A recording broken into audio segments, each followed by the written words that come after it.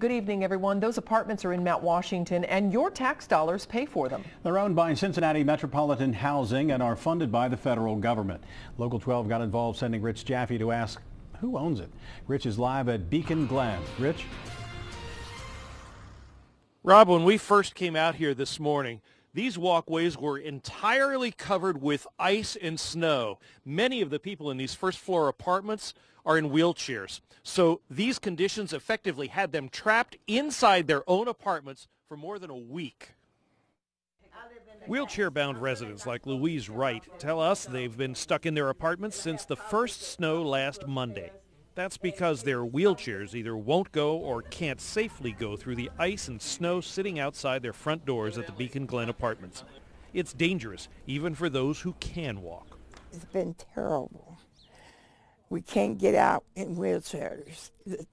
One of our neighbors shoveled this far. Every time you call them, they say they're going to be on their way. They're going to be on their way. They're coming. And they never come. I asked Louise what the Metropolitan Housing Authority reaction was to their calls for help. I called 4 times. What'd they tell you?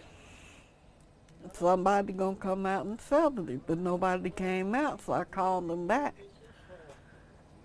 Well, I called them yesterday, and they told they ain't gonna have nobody come out because it's ice and they can't do nothing. Ruth's answer was even worse. They feel that if they shovel, then one of us can call in if we fall. If they don't shovel, that's God's work. And that's the exact words they told me. A CMHA official told me their original contractor failed to remove the snow and ice. So on Friday, they called in this crew from Just Right Construction and Lawn Care. While Jamar Lee of Just Right didn't want to be on camera, I showed him the problem and he agreed to get the walkways cleared for the wheelchairs. There's obviously a big difference in power between the landlord and a low-income person renting an apartment, and so many people don't complain for that reason. But their actions of trying to get a landlord to comply with building and health department regulations, that's protected by law. There are a lot of good landlords out there who make repairs when required to. So we should really focus our energy on bringing the bad ones within compliance with the law. To help tenants around the tri-state file complaints effectively, we've set up a new webpage on our Local 12 website under Who Owns It. Now, a lot of less than stellar landlords count on their tenants to feel intimidated or voiceless, and they are wrong. If you're having a problem with a landlord, you can reach out to those people on that webpage. Call them, send them an email, or you can contact us at Local 12 and we will be your voice.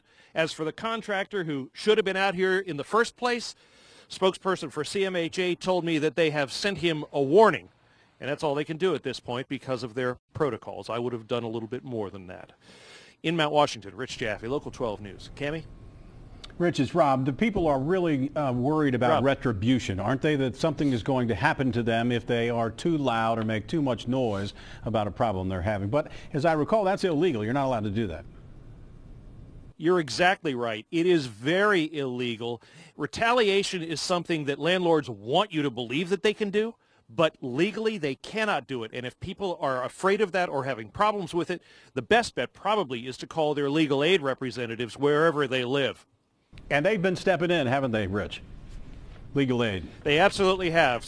Legal Aid of Southwest Ohio has been doing a great job working with us. Rich, thanks very much. The webpage we've set up is easy to find. This is what Rich was talking about. Go to local12.com under the Community tab. Click on the Who Owns It. There you'll find numbers for building inspectors, legal aid, and health departments across the tri-state. The link is also on Rich's Local 12 Facebook page. You can also send us an email at whoownsit, all one word, at local12.com. Abuse